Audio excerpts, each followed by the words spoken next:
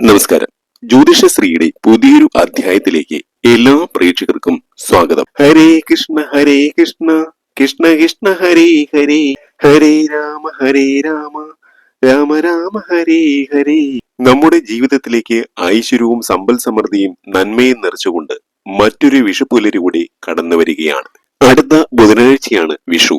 വിഷു എന്ന് പറയുമ്പോൾ ആദ്യം നമ്മുടെ മനസ്സുകളിലേക്ക് ഓടിയെത്തുന്നത് വിഷുക്കണിയാണ്. നന്മ നിറഞ്ഞ ഈ വിഷുക്കാലത്ത് വിഷുക്കണി ഒരുക്കുന്ന എല്ലാവരും മറക്കാതെ ചെയ്തിരിക്കേണ്ട ചില കാര്യങ്ങളെ കുറിച്ചാണ് ഇന്നത്തെ അധ്യായത്തിൽ ഞാൻ നിങ്ങളോട് പറയുന്നത്. വിഷുക്കണി ഒരുക്കുന്ന എല്ലാവരും ഞാനിവിടെ പറയുന്ന വസ്തുക്കൾ നിങ്ങളുടെ വീടുകളിൽ ഒരുക്കി വിട്ടുപോകാതെ കണിയിൽ വെച്ച് കണി കാണണം കേട്ടോ. വിഷുവിന്റെ ഏറ്റവും മനോഹരമായ ഭാഗമാണ് വിഷുക്കണി. നിലവിളക്ക്, ഓട്ടുരുളിയിൽ അഷ്ടമംഗലവും, കണിക്കൊന്ന, കണിവെള്ളരി, വാൽക്കണ്ണാടി, ഗ്രന്ഥം, കോടിവസ്ത്രം എന്നിവ ഒരുക്കി വെക്കുന്നു. പുലർച്ചെ ബ്രാഹ്മമുഹൂർത്തത്തിൽ എഴുന്നേറ്റ് കണി ദർശിക്കുന്നത് വർഷം മുഴുവൻ ഐശ്വര്യം നൽകുമെന്നാണ് നമ്മുടെ വിശ്വാസം. കണിവെള്ളരി നമ്മുടെ ഭൂമിയെയാണ് പ്രതിനിധീകരിക്കുന്നത്. സ്വർണ്ണ നിറത്തിലുള്ള വെള്ളരി സമൃദ്ധിയുടെ അടയാളമാണ്. വാൽക്കണ്ണാടി ഭഗവതിയുടെ സാന്നിധ്യമായി കാണുന്നു. കണി കണ്ടു കഴിഞ്ഞാൽ കണ്ണാടിയിൽ സ്വന്തം മുഖം കൂടി കാണുന്നത് തന്നിലെ ദൈവത്തെ തിരിച്ചറിയുക എന്ന വലിയ തത്വമാണ് പ്രതിഫലിപ്പിക്കുന്നത്. പ്രകൃതിയുടെ സ്വർണ്ണാഭരണമാണ് കൊന്നപ്പൂക്കൾ. കർണികാര പുഷ്പം എന്നാണ് ഇതിന്റെ സംസ്കൃത നാമം. അറിവിനെയും വിധിയെയും സൂചിപ്പിക്കുന്നതാണ് ഗ്രന്ഥങ്ങൾ. ഈ പറയുന്ന വസ്തുക്കൾ വിട്ടുപോകാതെ കണിയിൽ വെച്ച് നിങ്ങൾ കണി കാണണം കേട്ടോ. നിങ്ങളുടെ ജീവിതത്തിലെ സമസ്ത ദുഃഖ ദുരിതങ്ങളും സങ്കടങ്ങളും തീരും. ഞാനിവിടെ പറയുന്ന രീതിയിലാണ് നിങ്ങൾ കണി കാണുന്നതെങ്കിൽ ആ വീട്, അത്തരം വീടുകൾ അടുത്ത ഒരു വർഷം കൊണ്ട് എല്ലാ അർത്ഥത്തിലും സാമ്പത്തികമായും തൊഴിൽപരമായും സൗഭാഗ്യപരമായും എല്ലാ രീതിയിലും ഉയർച്ചയുടെ പടവുകൾ താണ്ടും എന്നുള്ളതാണ്. ഒരു വർഷം കൊണ്ട് എല്ലാ ഐശ്വര്യത്താലും രക്ഷപ്പെടുന്നതാണ്, ഐശ്വര്യത്തിന്റെ കൊടിമുടി കയറുന്നതാണ്. നിങ്ങൾക്കും നിങ്ങളുടെ കുടുംബത്തിനും നിങ്ങളുടെ കുഞ്ഞുങ്ങൾക്കും അമ്മ മഹാലക്ഷ്മിയും ഭഗവാൻ ഗുരുവായൂരപ്പനും എല്ലാവിധ ഐശ്വര്യങ്ങളും നൽകുന്നതാണ്. അത്തരത്തിലുള്ള വീടും കുഞ്ഞുങ്ങളും രക്ഷപ്പെടുന്നതായിരിക്കും. അപ്പോൾ അത്തരം കാര്യങ്ങളെ കുറിച്ചാണ് ഇന്നത്തെ അധ്യായത്തിൽ ഞാൻ പരാമർശിക്കുന്നത്. ആദ്യമായിട്ട് നിങ്ങൾ മനസ്സിലാക്കുക, വരുന്ന ബുധനാഴ്ച, അതായത് മേടമാസം 2-ാം തീയതി, ഏപ്രിൽ 15-ാം തീയതിയാണ് വിഷു. അന്ന് രാവിലെ ആരെങ്കിലും കണിയൊരുക്കി കണി കാണാമെന്ന് പറഞ്ഞിരിപ്പുണ്ട് എങ്കിൽ ഒരിക്കലും അത് നിങ്ങൾ ചെയ്യരുത് കേട്ടോ. തലേ ദിവസം രാത്രി 12 മണിക്ക് മുമ്പ് നിങ്ങൾ കിടക്കുന്നതിന് മുമ്പ് വേണം കണി ഒരുക്കി വെക്കുവാൻ. അത് വളരെ നിർബന്ധമുള്ള കാര്യമാണ്. ചിലർ രാവിലെ കണി ഒരുക്കി വിളക്കൊരുക്കി കണി കാണും. അങ്ങനെ വീട്ടമ്മമാർ ചെയ്യരുത്. തലേ ദിവസം രാത്രിക്ക് മുമ്പ് ഏതാണ്ട് 11:50 മുമ്പായിട്ട് തന്നെ നിങ്ങൾ കണി ഒരുക്കി വെക്കണം. അത് വളരെയധികം ശ്രദ്ധിക്കുക. അതായത് ഏപ്രിൽ 14-ാം തീയതി ചൊവ്വാഴ്ച 11:50 മുമ്പ് നിങ്ങൾ കണി ഒരുക്കിയിട്ട് വേണം കിടക്കുവാൻ പോകുവാൻ. അങ്ങനെ കിടക്കുന്നതിന് മുമ്പ് നിങ്ങൾ കണി വെക്കാൻ ഉദ്ദേശിക്കുന്ന ആ ഭാഗമുണ്ടല്ലോ, പൂജാമുറി ആണെങ്കിൽ പൂജാമുറി, ആ ഭാഗം നിങ്ങൾ അല്പം മഞ്ഞൾ വെള്ളമോ അല്ലെങ്കിൽ പനിനീരോ തളിച്ച് ശുദ്ധമാക്കി ഇട്ടിട്ട് വേണം പോകുവാൻ. അപ്പോൾ കണി ഒരുക്കുന്നതിന് മുമ്പ് നിങ്ങൾ ശ്രദ്ധിക്കുക, പൂജാമുറിയിലോ ഹാളിലോ ഇല്ലെ വീടിന്റെ മുൻഭാഗത്തോ എവിടെയാണോ നിങ്ങൾ കണിയൊരുക്കാൻ ഉദ്ദേശിക്കുന്നത് ആ ഭാഗത്ത് മഞ്ഞൾ ജലമോ അല്ലെങ്കിൽ പനിനീരോ തളിച്ച് മൂദേവിയെ നീക്കിയിട്ട് വേണം നിങ്ങൾ കണി ഒരുക്കുന്നതിനുള്ള ക്രമീകരണങ്ങൾ ചെയ്യുവാൻ. അങ്ങനെ കണിയൊരുക്കാനുള്ള സ്ഥലം നിങ്ങൾ ഒരുക്കി കഴിഞ്ഞാൽ, അതിനുള്ള തയ്യാറെടുപ്പുകൾ നടത്തി കഴിഞ്ഞാൽ പിന്നെ അടുക്കളയിൽ പോയി നിങ്ങൾ ജോലിയൊന്നും ചെയ്യരുത്. അതുകൊണ്ടാണ് ഞാൻ പറഞ്ഞത്, അടുക്കള ജോലി എല്ലാം കഴിഞ്ഞതിന് ശേഷം കുളിച്ച് ശുദ്ധമായി വന്നിട്ട് വേണം കണിയൊരുക്കുവാൻ. അതിനുശേഷം പിന്നെ നിങ്ങൾ ഒരു രീതിയിലും അടുക്കളയിൽ പണി ചെയ്യരുത്. കണി ഒരുക്കി കഴിഞ്ഞിട്ട് നേരെ പോയി കിടക്കുക മാത്രമേ പാടുള്ളൂ. കണി ഒരുക്കി കഴിഞ്ഞിട്ട് അടുക്കളയിൽ കുറച്ച് ജോലിയുണ്ട്, എന്നാൽ അത് ചെയ്തു തീർത്തേക്കാം എന്ന് നിങ്ങൾ ഒരിക്കലും വിചാരിക്കരുത്. അപ്പോൾ ഏറ്റവും അധികം ശ്രദ്ധിക്കേണ്ട കാര്യം, കണി ഒരുക്കി കഴിഞ്ഞാൽ നിങ്ങൾ നേരെ പോയി കിടന്നുറങ്ങണം. കിടന്നുറങ്ങിക്കഴിഞ്ഞാൽ പിന്നെ കണി കാണാൻ, വിളക്ക് തെളിയിച്ച് കണി കാണാൻ മാത്രമേ എഴുന്നേക്കാൻ പാടുള്ളൂ. മറ്റൊരു ജോലിക്കും, ഇനി അടുക്കളയിൽ എന്തെങ്കിലും പാത്രങ്ങൾ കഴുകി വെക്കാനുണ്ട്, മറ്റെന്തെങ്കിലും ജോലി ചെയ്യാനുണ്ട് എന്നോർത്ത് നിങ്ങൾ ഒരിക്കലും എഴുന്നേറ്റ് അത്തരം പണികൾ ചെയ്യരുത്. ഏറ്റവും സുപ്രധാനപ്പെട്ട ഒരു കാര്യമാണ് ഞാൻ പറഞ്ഞു തന്നത്. അറിഞ്ഞിരുന്നുകൊണ്ട് നിങ്ങൾ തെറ്റ് ചെയ്യാതിരിക്കാൻ ശ്രമിക്കുക. അപ്പോൾ എല്ലാവരും ചൊവ്വാഴ്ച രാത്രി തന്നെ കണി ഒരുക്കുക. 11:50 മുമ്പ്, രാത്രി 11:50 മുമ്പ് തന്നെ കണി ഒരുക്കാൻ കഴിഞ്ഞാൽ അതാണ് ഏറ്റവും കേമം. കണിയൊരുക്കാൻ ഏറ്റവും സുപ്രധാനമായി നിങ്ങൾക്ക് വേണ്ടത് 5 തിരിയിട്ട് കത്തിക്കാൻ പറ്റുന്ന നിലവിളക്കാണ്.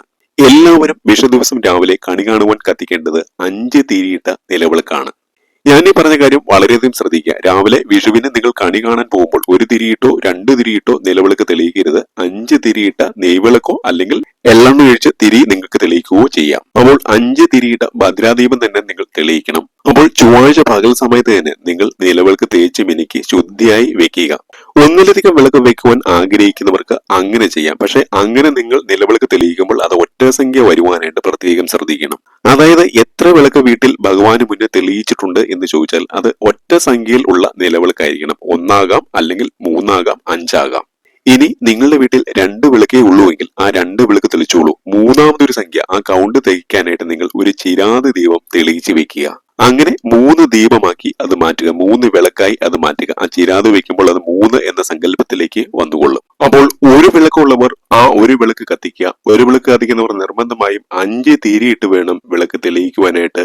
ഇനി 3 വിളക്കുള്ളവർ 3 വിളക്കും കത്തിക്കാം. പക്ഷെ അതിൽ ഒരു വിളക്കെങ്കിലും 5 തിരിയിട്ട വിളക്കായിരിക്കണം. വിളക്ക് വെക്കുന്നവർ നിർബന്ധമായിട്ടും ഭഗവാന്റെ മുഖം മറയുന്ന രീതിയിൽ അല്ലെങ്കിൽ വിളക്കിന്റെ നിഴൽ ഭഗവാന്റെ മേൽ പതിക്കുന്ന രീതിയിൽ വിളക്ക് വെക്കരുത്.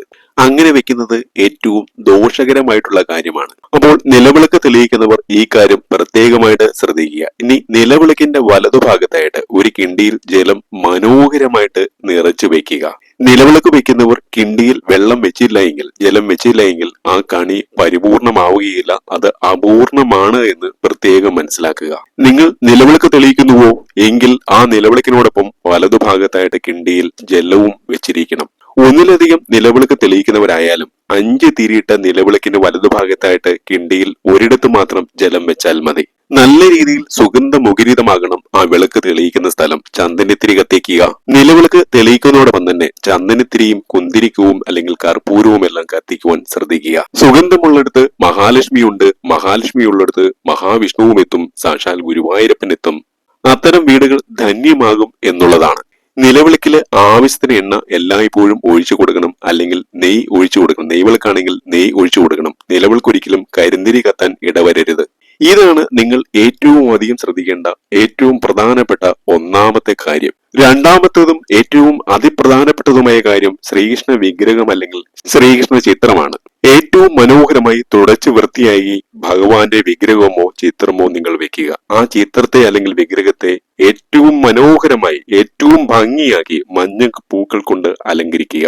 മഞ്ഞപ്പൂക്കൾ എന്ന് പറയുമ്പോൾ വിഷുക്കാലത്ത് കണിക്കൊന്ന പൂക്കൾ തന്നെയാണ്. ആ കണിക്കൊന്ന പൂക്കൾ കൊണ്ട് ഭഗവാന്റെ ചിത്രം അലങ്കരിക്കുക. അതുപോലെ തുളസി മാല കൊണ്ട് ഭഗവാന്റെ ചിത്രം അല്ലെങ്കിൽ വിഗ്രഹം അലങ്കരിക്കുക. കുറച്ച് തുളസി പൂവ് കിണ്ടിയിലെ ജലത്തിൽ വെക്കുക. മഞ്ഞപ്പട്ടൊക്കെ ചാർത്താൻ പറ്റുന്നവർ ഭഗവാന്റെ വിഗ്രഹം ഏറ്റവും മനോഹരമായി ആ മഞ്ഞപ്പട്ട ചാർത്തി ഒരുക്കി മനോഹരമാക്കി ഭംഗിയാക്കി മാറ്റുക. അപ്പോൾ മഞ്ഞപ്പെട്ട് ചാർത്തി മഞ്ഞപ്പൂക്കളാൽ അലങ്കരിച്ച് ഭഗവാന്റെ വിഗ്രഹം അല്ലെങ്കിൽ ചിത്രം അതിമനോഹരമാക്കി മാറ്റുക. അപ്പോൾ നിലവിളക്കിന്റെ അടുത്തായിട്ട് ആ ഒരു വിഗ്രഹം അല്ലെങ്കിൽ ആ ഒരു ചിത്രം വെക്കുക. അതിന്റെ മുന്നിലായി നല്ലൊരു ഓട്ടുരുളി ഇല്ലാത്തവർ നല്ലൊരു പരന്ന പാത്രം വെച്ചാലും മതി. കഴിവതും ഇങ്ങനെ ചെയ്യുമ്പോൾ പ്ലാസ്റ്റിക് പാത്രങ്ങൾ ഒഴിവാക്കുക. സ്റ്റീൽ പാത്രമായാലും കുഴപ്പമില്ല. ഏത് ലോഹം കൊണ്ടുള്ള പാത്രമായാലും നിങ്ങൾക്ക് അത് വെക്കാം. ഓട്ടുരുളി ഉള്ളവർ അത് വെക്കുന്നതാണ് ഏറ്റവും ശുഭകരം. ഇങ്ങനെ ഓട്ടുരുളി ഭഗവാന്റെ ചിത്രത്തിന് അല്ലെങ്കിൽ വിഗ്രഹത്തിന് നേരെ മുമ്പിൽ വെക്കുന്നതാണ് ഏറ്റവും ഉത്തമം. ചിലർക്ക് ഒരു പാത്രത്തിൽ മാത്രമായി സാധനങ്ങളെല്ലാം ഉൾക്കൊള്ളിക്കുവാൻ കഴിയില്ല. അങ്ങനെയുള്ളവർ ഒന്നിലധികം പാത്രങ്ങൾ ഉപയോഗിക്കുന്നതിലും യാതൊരു തെറ്റുമില്ല. നിങ്ങൾക്ക് സാധനങ്ങൾ വെക്കുവാനായിട്ട് ഒന്നിലധികം പാത്രങ്ങൾ, അതായത് എത്ര പാത്രങ്ങൾ ആവശ്യമുണ്ടോ അത്രയും പാത്രങ്ങൾ, 3, 4, 5 പാത്രങ്ങൾ നിങ്ങൾക്ക് വെക്കണമെങ്കിൽ അത്രയും പാത്രങ്ങൾ നിങ്ങൾക്ക് വെക്കാം.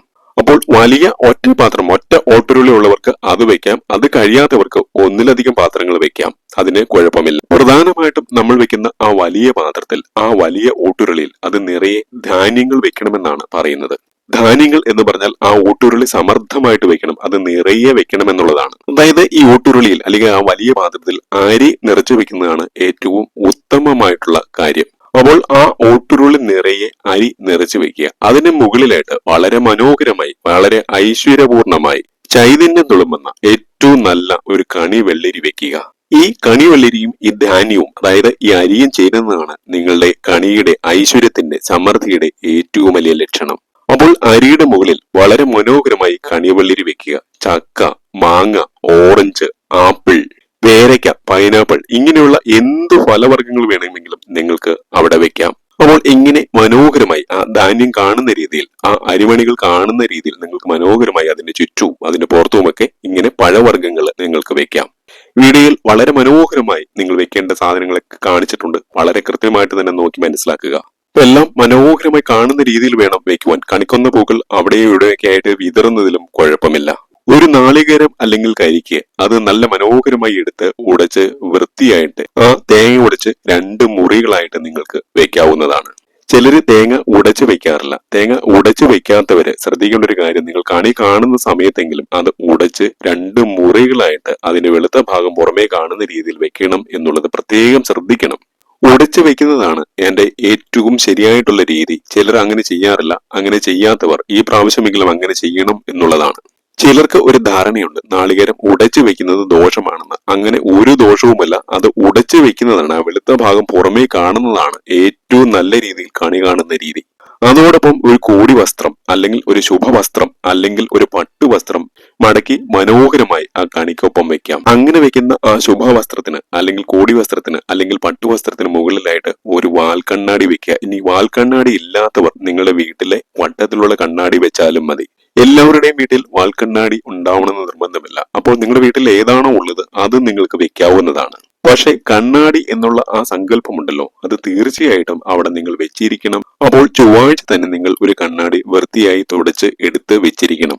അത് വെക്കുന്നതിനോടൊപ്പം തന്നെ ഒരു ചെപ്പിൽ കുറച്ച് നാണയങ്ങൾ, നിങ്ങളുടെ വീട്ടിൽ സ്വർണ്ണാഭരണം ഉണ്ടെങ്കിൽ അത്തരത്തിലുള്ള സ്വർണ്ണാഭരണങ്ങൾ അല്ലെങ്കിൽ ലോക്കറ്റ്, അപ്പോൾ കുറച്ച് സ്വർണം ഉണ്ടെങ്കിൽ ആ സ്വർണം വെക്കുക, അതല്ലെങ്കിൽ നാണയങ്ങൾ വെക്കുക. വെള്ളി നാണയം ഉണ്ടെങ്കിൽ ആ വെള്ളി നാണയങ്ങൾ വെച്ചാലും മതി ആ കോടി വസ്ത്രത്തിന് അടുത്തായിട്ട്.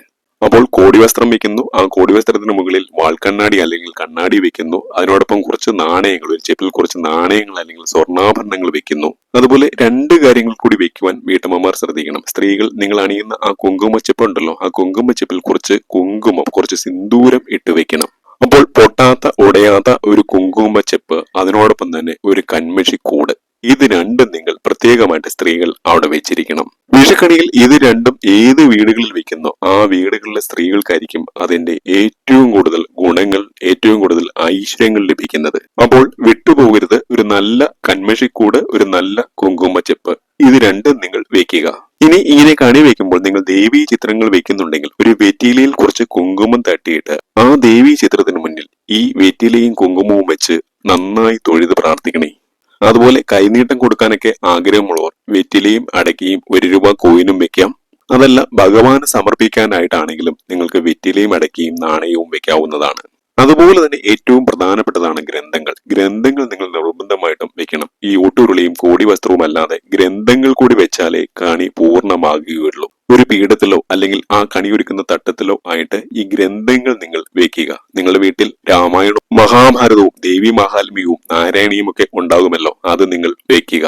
അപ്പോൾ ഇങ്ങനെ ഏത് പുണ്യഗ്രന്ഥങ്ങളാണോ നിങ്ങളുടെ വീട്ടിലുള്ളത് ആ കൂട്ടത്തിൽ ഒരെണ്ണമെങ്കിലും നിങ്ങൾ ഈ കണി ഒരുക്കുന്ന കൂട്ടത്തിൽ വെക്കണേ. നിങ്ങളുടെ വീട്ടിൽ പഠിക്കുന്ന വിദ്യാർത്ഥികളുണ്ട്, കുട്ടികളുണ്ട് എങ്കിൽ രാവിലെ കണി കാണുന്ന സമയത്ത് ആ ഗ്രന്ഥങ്ങൾ തൊട്ട് നിറയിൽ വെച്ച് ഭഗവാനെ നന്നായിട്ട് പ്രാർത്ഥിക്കുവാൻ, സരസ്വതി ദേവിയെ മനസ്സിൽ ധ്യാനിച്ച് പ്രാർത്ഥിക്കുവാൻ അവരോട് പറയണേ.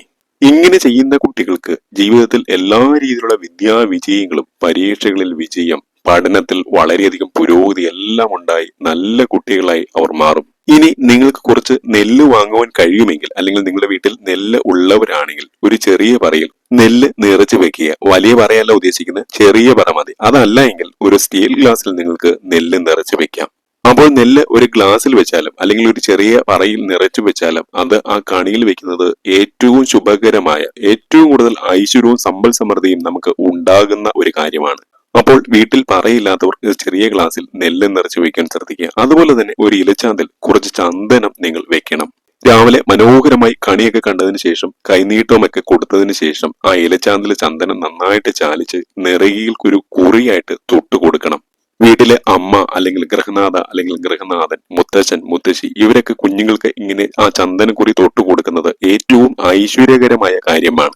അങ്ങനെ അമ്മയോ അച്ഛനോ മുത്തശ്ശിയോ മുത്തശ്ശിയോ ഒക്കെ കുട്ടികളെ അനുഗ്രഹിക്കുന്നതും ഏറ്റവും സൗഭാഗ്യകരമാണ്. സാക്ഷാൽ നാരായണൻ, സാക്ഷാൽ മഹാവിഷ്ണു ആ വീട്ടിൽ വന്ന കുഞ്ഞുങ്ങളെ അനുഗ്രഹിക്കുന്നതിന് തുല്യമാണത്. അപ്പോൾ ഈ ഒരു കാര്യവും എല്ലാവരും ചെയ്യണേ. രാവിലെ ഉറക്കം എഴുന്നേറ്റ് കണ്ണുപൊത്തി എല്ലാവരെയും കൊണ്ടുപോകുന്ന കണി കാണിക്കുക. അങ്ങനെ കണി കാണാൻ വരുമ്പോൾ കുട്ടികളോട് അല്ലെങ്കിൽ മറ്റുള്ളവരോട് നാരായണ നാരായണ നാരായണ എന്ന് 3 പ്രാവശ്യം നാരായണ മന്ത്രങ്ങൾ ചൊല്ലിക്കൊണ്ട് വരുവാൻ പറയണം. വീട്ടിലെ അമ്മയോ മുത്തശ്ശിയോ മുത്തച്ഛനോ ആരുമായിക്കൊള്ളട്ടെ രാവിലെ നാരായണ മന്ത്രം 3 പ്രാവശ്യം ജപിച്ചുകൊണ്ട് വന്നു വേണം നിലവിളക്ക് തെളിയിച്ച് കണി കാണുവാനായിട്ട്. അങ്ങനെ കണി കണ്ടതിന് ശേഷം മറ്റുള്ളവരെ കണി കാണിക്കുവാൻ കൊണ്ടുവരുന്ന സമയത്ത് അവരോടും നാരായണ മന്ത്രം ജപിച്ചുകൊണ്ട് വന്ന് കണി കാണുവാനായിട്ട് പറയണം. അങ്ങനെ കാണുന്നത് ആദ്യം പറഞ്ഞതുപോലെ ഏറ്റവും സൗഭാഗ്യകരമാണ്. അങ്ങനെ പുറകിൽ നിന്ന് കണ്ണു പൊത്തി ഓരോരുത്തരെയും കണി കാണുവാൻ കൊണ്ടുവരുമ്പോൾ നാരായണ നാരായണ നാരായണ മന്ത്രം ജപിച്ചുകൊണ്ട് വന്ന് കണി കാണുന്നത് ഏറ്റവും പുണ്യമാണ്, ഐശ്വര്യമാണ്. ഇങ്ങനെ നാരായണ മന്ത്രം ജപിച്ചുകൊണ്ട് കണ്ണ് തുറന്നൊന്ന് കണി കണ്ടു നോക്കിയേ, ഇതിൽ പരം ഒരു ഐശ്വര്യം നിങ്ങളുടെ ജീവിതത്തിൽ ഉണ്ടായിട്ടില്ല എന്നുള്ളതാണ്. അപ്പോൾ തീർച്ചയായിട്ടും ഞാൻ ഈ പറഞ്ഞ കാര്യങ്ങൾ എല്ലാവരും ശ്രദ്ധയോടെ കേട്ട് കണി കാണുക. ഭഗവാൻ എല്ലാവരെയും അനുഗ്രഹിക്കട്ടെ എന്ന് ആശംസിച്ചുകൊണ്ട് നിർത്തുന്നു. നന്ദി, നമസ്കാരം.